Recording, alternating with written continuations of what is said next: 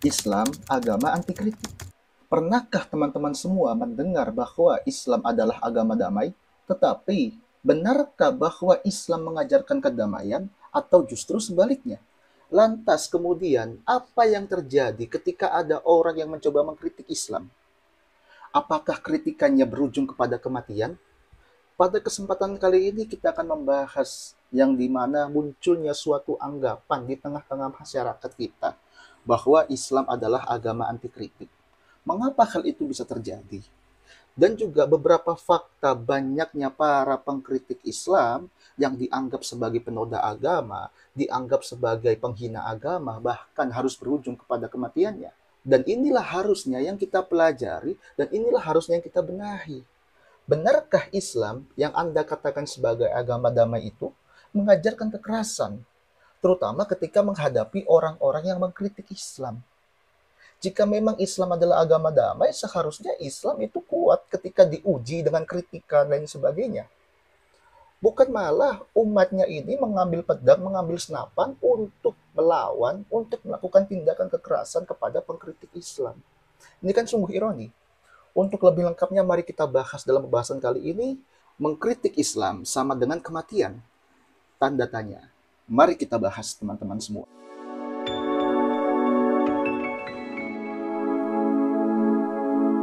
Di tengah-tengah masyarakat munculnya suatu gerakan yaitu Islamfobia, yang dimana gerakan ini timbul akibat keresahan masyarakat terhadap perilaku umat Islam itu sendiri. Yang dimana ketika Islam mendeklarkan sebagai agama damai, tetapi mohon maaf, umatnya sangat jarang yang seperti itu. Bahkan banyak juga umatnya yang justru melakukan tindakan kekerasan, bahkan tindakan kekerasannya dilabeli dengan dalil-dalil agama. Sungguh ironi akan hal ini, teman-teman semua.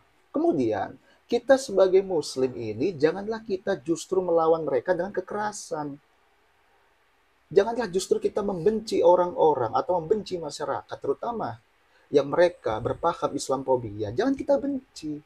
Harusnya kita sadar diri terhadap agama kita, terhadap pemeluk kita, terhadap umat kita.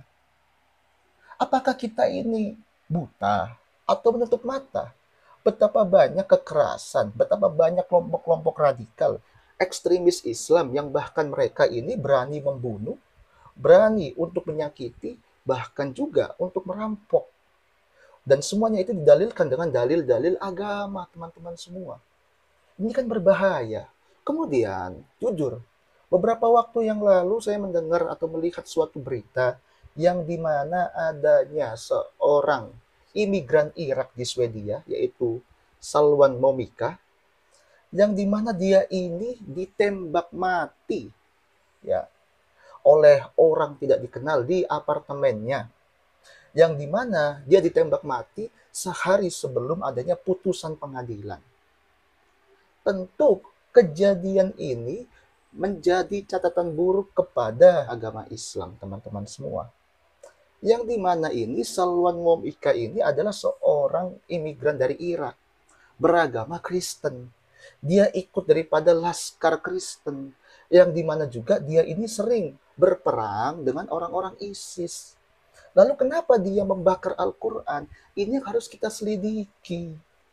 Bisa jadi dia membakar Al-Quran sebagai protes, yang dimana Al-Quran yang katanya sebagai kitab suci, Al-Quran sebagai pembawa kedamaian, lain sebagainya itu, tetapi justru disalahgunakan, dinistakan oleh orang Islam itu sendiri. Al-Quran dijadikan sebagai kitab penghukum. Al-Quran diambil jadikan sebagai dalil pembenaran untuk melakukan kekerasan. Makanya sampai ada tindakan yang mohon maaf ya mungkin melampaui batas, sampai membakar kitab suci Al-Quran. Kan begitu teman-teman semua. Saya melihat di kolom komentar, banyak sekali hujatan, banyak sekali rasa syukur, bahkan dia menyatakan itu sebagai karma atau balasan dari Tuhan. Ya Allah. Bahkan dia ini menghujat Salwan Momika. Ya, yang dimana saya melihat hal ini menandakan bahwa negara kita, umat Islam di Indonesia, sedikit banyaknya atau mungkin lebih banyak telah terpapar paham radikal. Mereka beranggapan mungkin ya bahwa untuk membela agama, untuk memperjuangkan agama itu salah satunya dengan kekerasan. Justru saya bertanya-tanya teman-teman semua, apakah Islam itu benar-benar mengajarkan kekerasan seperti demikian itu? Apakah agama Islam ini juga mengajarkan kita untuk membunuh orang-orang yang menghina atau mengkritik? Ini menjadi suatu pertanyaan ya teman-teman semua. Tetapi fakta di lapangannya betapa banyak para pengkritik Islam yang harus dieksekusi di jalanan. Ini sungguh ironi. Dan justru ini menjadikan citra buruk Islam semakin menyebar luas di negara-negara Eropa. Tapi kadang-kadang umat Islam juga nggak pinter-pinter juga. Mereka ini nggak mau belajar dari sejarah. Kenapa nggak mau belajar? Ya karena ketika kita membuka sejarah, mereka marah-marah. Hal ini dikarenakan mereka memandang Islam sebagai suatu agama yang mulia, agama yang nggak bisa dikritik lain sebagainya. Bahkan, ya, ketika ada sesuatu yang bertentangan dengan pokok isi ajaran agama Islam, yaitu Al-Quranul Karim, kita nggak boleh mengkritik itu. Yang dimana mereka juga beranggapan bahwa Al-Islamu ya'lu wa la yu'la alaih, bahwa Islam itu tinggi, nggak ada yang mengalahkan daripada ketinggian Islam. Sehingga daripada doktrin ini munculnya fanatik buta terhadap Islam yang mencoba mengkritik Islam dari dalam. Tapi apa teman-teman semua? Kematian yang didapatkannya. Mari kita lihat sejarah. Yang pertama adalah siapa? Farag Faudah, seorang politikus daripada Mesir. Dengan bukunya yang fenomenal yang kemarin telah saya bahas, Kebenaran yang Hilang. Tahukah teman-teman, ketika dia berdebat ya di acara perdebatan dengan seorang Syekh Al-Azhar itu, lucunya Farag Faudah dianggap kalah, tetapi Mufti Al-Azhar mengeluarkan fatwa sesat dan murtad, sehingga jamaah Al-Islamiyah membunuh daripada Farag Al-Faudah. Kemudian ada lagi Sayyid Al-Kimni, yang dimana beliau juga seorang pemikir, seorang ulama. Beliau bahkan mendapatkan penghargaan daripada Mesir atas karya-karyanya. Tetapi apa teman-teman semua? Beliau diancam dibunuh, bahkan pernah suatu ketika mobilnya itu dibom. Ini kan sungguh ironi. Orang Islam sendiri yang ingin memperbaiki Islam, tetapi apa? Ancamannya adalah kematian teman-teman semua. Bahkan ya YouTuber-YouTuber kita juga, Pak Guru Gembul atau Kak Kumaila juga sempat menyatakan hal demikian, bahwa mereka diancam akan dibunuh dan sebagainya. Ini kan sungguh ironi. Apakah memang Islam itu agama anti kritik atau seperti apa? Yang dimana daripada beberapa tokoh tadi dan juga konten kreator yang lain ini membuktikan teman-teman semua bahwa kritik terhadap Islam atau keluar dari pakem Islam yang telah dibuat oleh para ulama itu, yaitu mereka manusia bukan Tuhan, bisa berujung kepada ancaman hidup. Bukankah Islam ini adalah agama yang memerdekakan akal? Tapi kenapa ketika ada orang yang mencoba berpikir, mencoba berbicara, langsung dibungkam bahkan diancam hidupnya?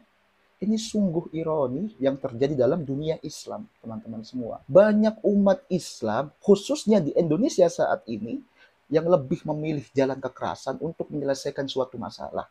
Mereka lebih memilih jalan kekerasan dibandingkan dengan dialog. Dalam menyikapi hal ini, saya tertarik kepada salah satu statement daripada Syekh Panji Gumilang, yang dimana Syekh Panji Gumilang menyatakan bahwa untuk melawan, untuk menangkis daripada paham-paham Islamfobia, tidak semudah kita membalikkan tangan, nggak semudah itu. Artinya, kalau ada gerakan Islamfobia, ada orang yang mengkritik Islam, kita lawan dengan kekerasan, justru itu menjadi bukti afirmasi justifikasi bahwa Islam seperti itu. Artinya yang mereka tuduhkan adalah suatu kebenaran. Kan begitu. Tetapi mungkin orang-orang Islam yang kasar itu otaknya nggak nyampe ke sana. Sehingga nggak paham akan hal itu. Makanya kalau kata Syekh Panji Gumilang, ya, janganlah jihad ini diartikan sebagai melawan atau berperang. Jangan seperti itu. Tapi jihad ini diartikan sebagai apa? Bita'alum bil huda wa dinul haq.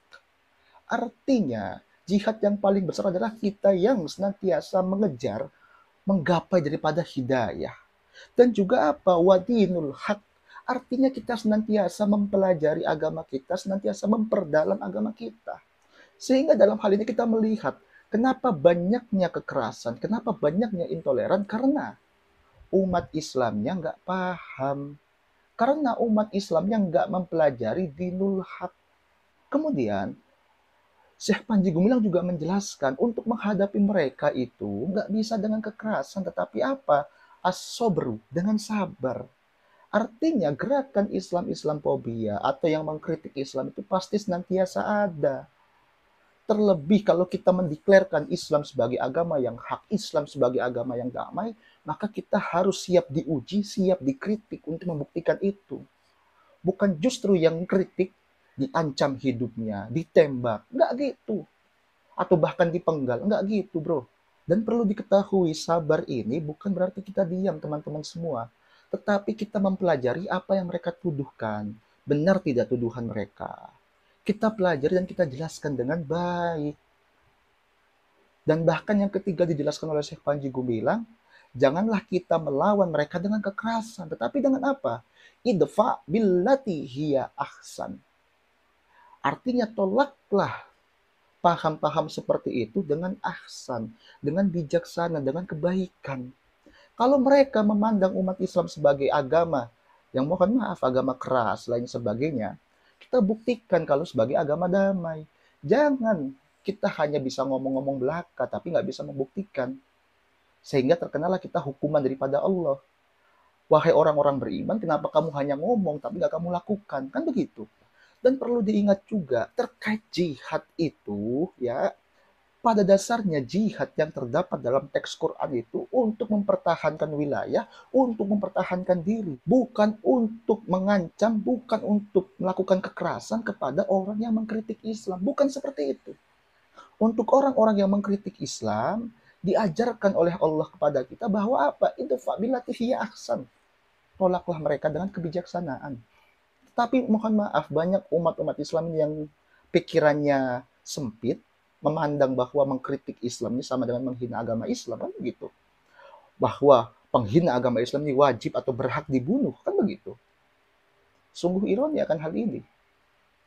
Yang dimana juga, mohon maaf, memang dalam sejarah kita juga mencatatkan betapa banyak pemuka atau sultan, raja-raja umat Islam yang melakukan genosida, yang melakukan kekerasan, bahkan memperkosa atau membunuh orang-orang sesama muslim yang dianggap berbeda.